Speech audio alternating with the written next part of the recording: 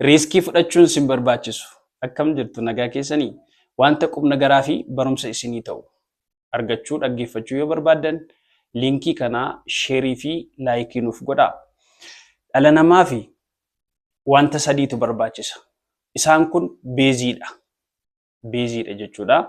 Isaanis maalidhaa?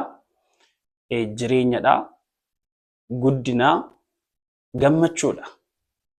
Dhalli namaa isa kana baay'ee isa barbaachisa. Kana sadan argachuudhaaf garuu riiskii inni baasu tokko iyyuu hin jiru.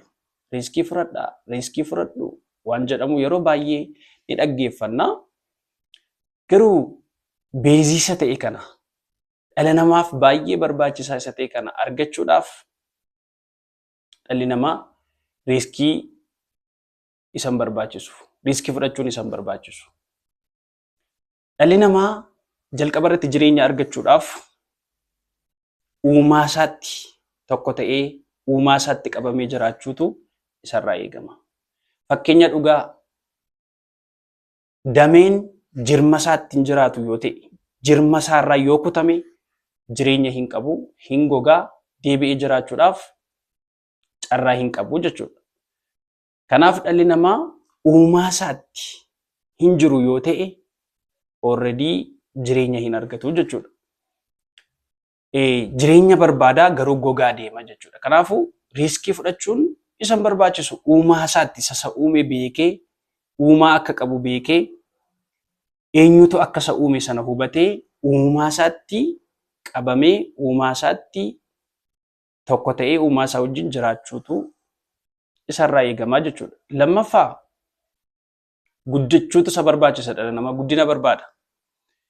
Guddachuudhaaf riiskii addaa fudhatee biyya ormaa deemee, biyya hin beekne deemee, bineensa nyaatamee, bishaaniin fudhatamee guddachuuf jedhee jireenya isaa balleessuun irra hin jiru. Lafuma jirutti uumaa isaatti qabamee yoo jiraate ni guddata.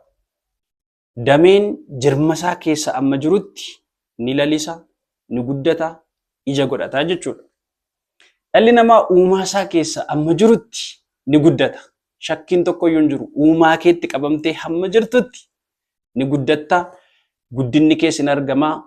Guddinni kees dhalootaaf gaaddisa ta'a. Inni sadaffaan dhalli namaa gammachuu barbaada. Gammachuudhaaf jedhee riiskii adda addaa yeroo namni fudhatu ni agarra.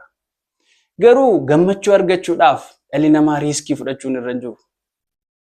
Uumaa isaa yeroo ilaalu, uumaa isaa yeroo galateeffatu, uumaa isaa yeroo waaqeffatu dhalli namaa gammachuu addaa gammachuu